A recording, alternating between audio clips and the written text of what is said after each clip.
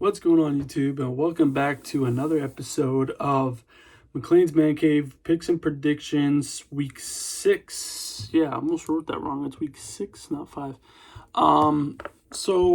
Again, I'm going to pick some games, some of the top games. A lot of good matchups, a few blowouts, but many of them that are pretty close. So it's going to be hard to make my picks this week. And then again, so I'll have 10 games in total, and 2 of those 10 are going to be locks on the spread. So let's get into it real quick. So Coastal Carolina, number 15 versus Arkansas State. Line is minus 19, Coastal Carolina. Coastal Carolina is definitely going to win this game. I think minus 19 is like a really, really good. I think it's pretty accurate. It's like too tough, and what I mean by really good, I mean it's too tough to tell whether they're going to cover or if you should go against the spread, just because Coastal Carolina's offense has obviously shown every week in and out that they can score some points, and for the past 2 weeks their defense has been really stepping it up, because the first few weeks they were kind of letting teams hang in there. They're still covering, but they were still letting teams score 20 or so on them. So 19 is like a very interesting number, because if Arkansas, I think their points per game is about 30. So let's say they score 24 to 30 points. Is Coastal Carolina going to score 49 plus? We'll see. It's a away game for Coastal Carolina. I still see them winning this game. That's my money line pick. I can't really make a judgment on them covering or not, but I wouldn't do it. But for the benefit of that, I'll go Coastal Carolina minus 19, just because I think they've been covering almost every week this season, almost. So except for that Buffalo game, I believe. Moving on to Texas and Oklahoma, number 21 Texas and number 6 Oklahoma. The Red River Rivalry. So there's always a lot of tension within these games. Oklahoma has been winning them consistently for the past 2 years. I am actually predicting the upset here. Oklahoma's favored minus 3.5. I'm going Texas. I see them winning it straight up. So I think plus 3.5. Take the points on this one. I wouldn't call it a lock, but I think the writing's on the wall for Oklahoma. Like, it's going to come eventually. And if there would be a team to do it, it would be Texas, just because this animosity they have with one another. And the fact that, Texas has been dying to beat Oklahoma for years. So, like, this is kind of the year that they want to do it. I know they probably beat them recently. I don't remember. They might have beaten them a few years ago, but then they lost in the Big Ten championship, so it really didn't matter. A Big 12 championship, so it really didn't matter. So, like, now they really kind of want to just not only beat Oklahoma, but take the Big 12 title. So, yeah, I could see Texas definitely winning this game. I feel pretty confident going plus 3.5. I just I don't know. I wouldn't call it a lock, though. Moving on to number 13, Arkansas versus number 17, Ole Miss. In this game, I feel like Arkansas has the better defense, but Ole Miss has the better offense. So it's really going to be hard to choose who wins this game. I'm going to go with Ole Miss, though. Matt Corral has done very well, with the exception of, last game against Alabama, which, it was Alabama, but he has not thrown an interception yet. If I'm correct, you can look this up, but I believe the quarterback of Ole Miss, Matt Corral, has not thrown an interception yet. And I believe Ole Miss run game is a little bit more consistent than Arkansas. Arkansas. So I'm actually going Ole Miss here. I think Ole Miss is going to win that straight up at home. Moving on to Georgia, Auburn, number 2 Georgia versus number 18 Auburn. I think Auburn at this point is very overrated, and this is weird for a Penn State fan to say, because you kind of want Auburn to be good because, we beat them in the whiteout and blah, blah, blah. But, they played us well in the whiteout. But watching them play against Georgia State, it was like, I feel like maybe that whiteout game kind of crushed their hopes a little bit, like kind of how Penn State Indiana was last year when we beat Indiana and they gave the game to Indiana, and after that Penn State just crumbled and we just lost to Maryland and to X, Y, and Z. And it kind of felt like that. So I'm not sure if this was because of the loss of the whiteout and then they had a stumble against Georgia State. Because then they did beat LSU very close. They did beat them. But they're playing Georgia. Let's be real. Georgia's not playing around. Georgia has allowed, I believe, 1 touchdown on their defense all season. In 5 games, they've allowed 1 touchdown on defense. I looked it up, but I'm pretty sure I'm correct on this. The line's minus 14.5, which is wild. I mean, you could see how Georgia just manhandled Arkansas last week. They took care of business. And, they didn't have their starting quarterback either. What's his name? JT, whatever. I'm blanking. I'm tired. I'm sorry. But Stetson, the second string, played for Georgia. He did well, but he didn't even need to throw the ball that much because they were just running the ball right up the gut, just barreling down and just killing Arkansas and wiping them all over the map. So, long story short, this is my lock, and Georgia covers minus 14.5. That's a lock. You heard it here first. Because the past few weeks, I was like, the spreads are kind of high. Georgia's definitely going to win, but are they going to cover? This spread is very low. Very, very low. I don't see Auburn scoring much on them. I don't see Auburn scoring more than 10. If Auburn scores a touchdown, they're lucky. Let's put it that way. I don't see Auburn putting up any points on the board, and I can definitely see Georgia at least putting up 35. At least. So this is an easy lock right there. Georgia minus 14.5. Moving on to Penn State, Iowa in, probably the biggest game of Week 6. And essentially, Iowa is number 3, Penn State's number 4. Iowa's favored minus 2. All right, so this is all right. So forget the fact that I'm a Penn State fan. Let's just talk about this objectively. So, Penn State's defense is amazing, and so is Iowa's. So let's say they just have, let's call it, equal defenses. Because I'm trying to look at things pretty. I'm not going to throw all the stats at it and stuff, but they both have very good defenses, okay? However, Penn State's offense is either lightning hot or not clicking. I wouldn't say bad, but just not clicking to full optimal speed. While Iowa has always been a little bit dull on offense. Not really high score, not a lot of high explosive plays, things like that. And they really rely on their defense to win this game, or to win their games. Now, a lot of people, they kind of struggled against Colorado State. They pulled out the win. Okay, sure. A lot of questions about it. And then when they played Maryland last week, I believe the score was like 51-13, something like that. And everyone's like, wow, okay, Iowa's offense is spot on, clicking and just kicking butts and taking names. I'm not convinced. I mean, if you think about it, when Iowa played Maryland, Tulia Tagovailoa, the first-string quarterback of Maryland, he had, I believe, 5 interceptions in that game. 5. Not 1, not 2, 5. Okay? The second-string quarterback had 1. And there was a fumble. Maryland fumbled the ball on a kickoff when a player injured his knee pretty badly. And I hope he's doing well. That was a horrible injury. But he fumbled the ball on their own 10. So when you put this into perspective, Maryland had 7 turnovers. 7. So I kind of referred to this in my previous video, but I'm just going to explain it again.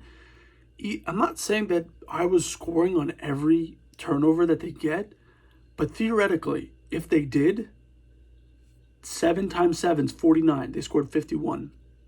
Coincidence? I don't think so. I mean, when your defense is getting all these turnovers, you're setting your offense up in perfect field position, very short field position, easy to score. Practically half the time they're already in field goal range right off the bat.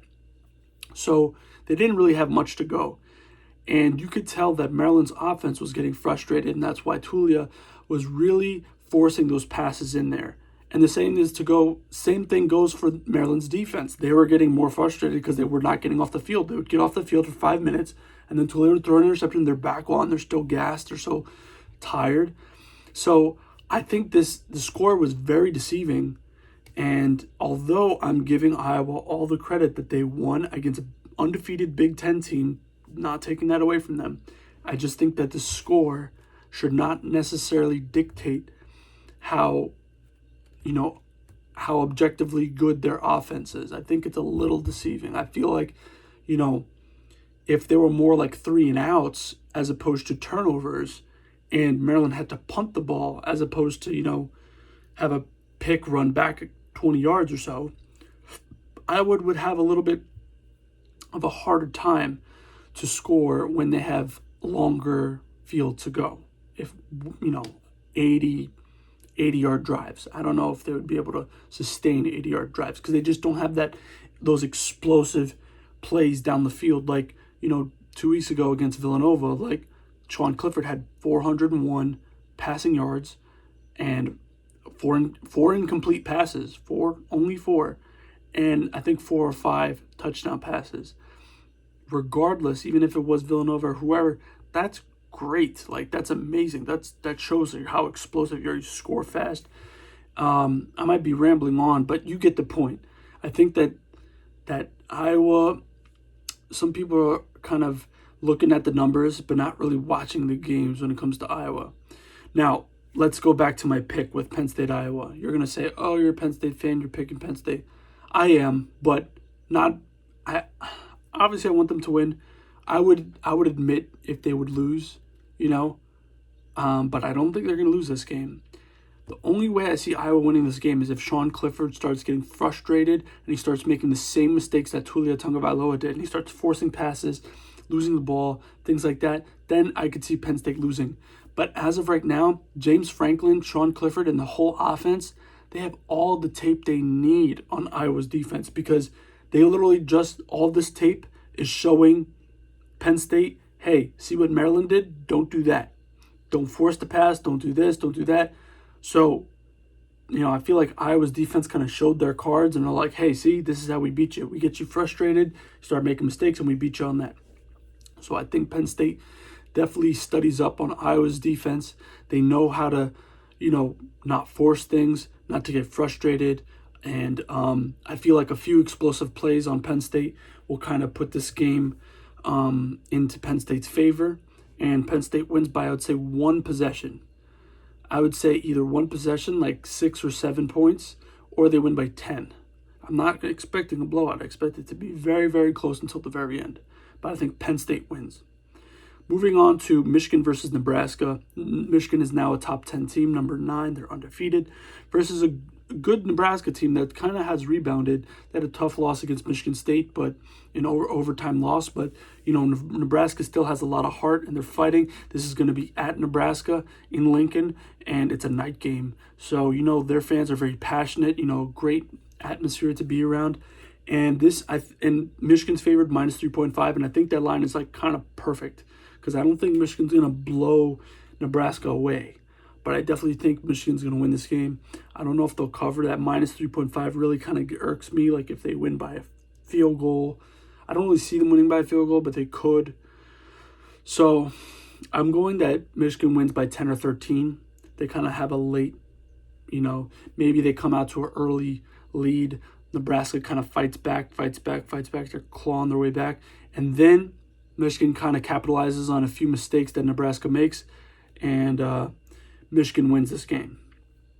Moving on to Wake Forest versus Syracuse. Wake Forest is now ranked number 19. They're the only undefeated ACC team at this point, and they're playing another ACC opponent. And Wake Forest is favored minus 6.5.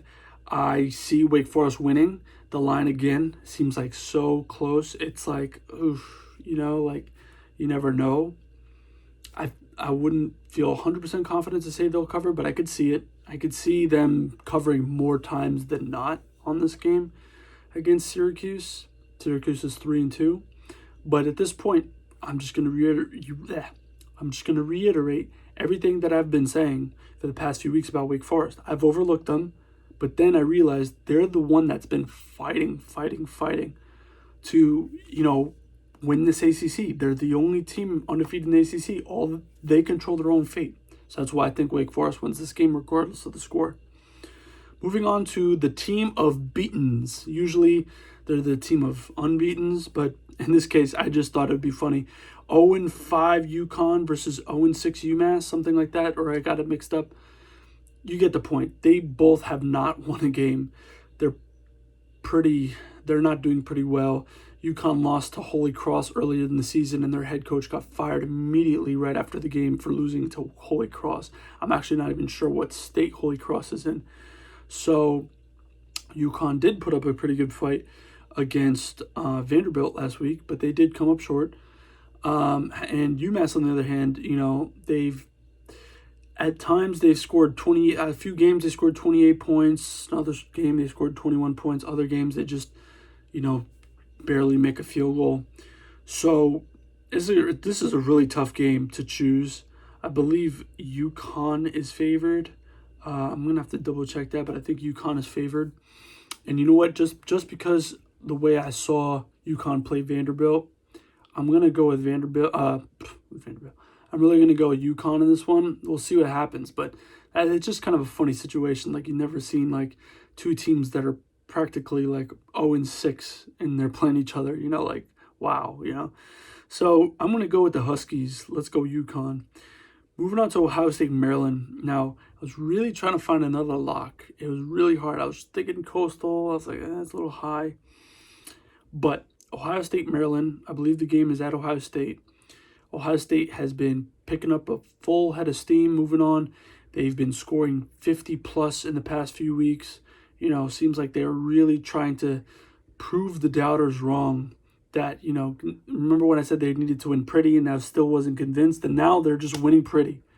And I really think that this type of team is not going to do something that James Franklin would do, like, hey, we're winning by let's put in our second and third string and just kind of take it easy. We don't need to run up the score. I think Ohio State is going to try to run up the score, especially against a divisional conference opponent, because remember, Maryland is in the Big Ten East, so this game means a lot, and this is going to be good, like, brownie points for, the playoff committee when they say, oh, wow, they beat, Maryland. If they could even beat Maryland worse than the way Iowa beat Maryland.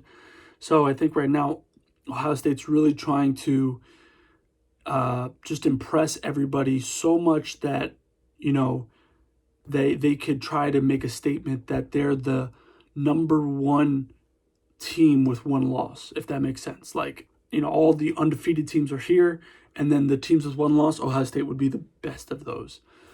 So the line was minus 21, which I thought was kind of high. I really did. I really thought it was kind of high. But seeing how Maryland's defense played, seeing them kind of give up, seeing all the mistakes, Tulia, I mean, he has a lot to learn. Maryland struggled against Illinois, probably one of the worst teams in the Big Ten right now. The past few weeks have been showing a consistent downtrend on Maryland's team overall. And I see Ohio State winning 40, 50 points, and I could see Maryland scoring about 13 to 21 points tops. 21, I don't think Maryland's going to score more than 21. But regardless, remember, if the line's 21 and Maryland scores 21, then Ohio State just needs to win by more than 42, which I definitely can see happening. I could definitely see them winning no less than 45, no less than 42, about that. So I think Ohio State, again, is going to try to make a really big statement. That's why that's my lock. Ohio State covers minus 21. And finally, another, I would say this is another close game. Michigan State versus Rutgers. Michigan State is now ranked, I believe, in the teens. I'm not 100% sure. I forgot. Might have been 13 or 11 or something like that. Versus Rutgers, who have now lost to Michigan and Ohio State. Ohio State really kind of crushed Rutgers last week. And, some people can anticipate, another home game. Rutgers can maybe try to rebound from this. But in this case, I feel like Michigan State is another team like Ohio State where they're really picking up a big head of steam, really having that momentum moving them every week, starting from that big win against Miami and then, beating Nebraska in overtime, and, they're 5-0 and they're in the Big Ten East. So, and Rutgers, guess what? They're in the Big Ten East. So this game means a lot to Michigan State. If they want to go to the Big Ten championship, they need to beat Rutgers. I mean, it's, this is like a not a game to sleep on. This is not a trap game for them because they know they can't mess up at all. And especially, their balanced attack with running the ball and passing the ball effectively. I just think that it's going to be really hard for Rutgers to defend. Michigan State is favored -5, which I think is quite spot on. I actually see Michigan State winning this game between 6 to 10 points, maybe a touchdown. But I honestly could see them winning by 10. Yeah, it's going to be kind of close, but then, it's going to wear on Rutgers' defense. And eventually, Michigan State's going to pull away and win this game. So that's it for today. It's already 21 minutes. Let's wrap this up really quick. So for my 2 locks, I'm going with my Georgia -14.5 over Auburn, and Ohio State -21 over Maryland. And for the upset this week, I'm going with one upset. I'm going Texas wins flat out against Oklahoma in the Red River Rivalry, and expect big things from Bijan Robinson, which, I mean, he's an incredible running back. I believe out of Texas, he's doing incredible things, and I think he's going to be making a lot of noise in this game. So, so that's it for this video, guys. If you like the video, consider liking it. Consider subscribing to the channel if you like what I'm putting out there. I was 2 for 2 last week on the locks. Let's see what I am this week. All right, guys, take care and enjoy college football this week. All right.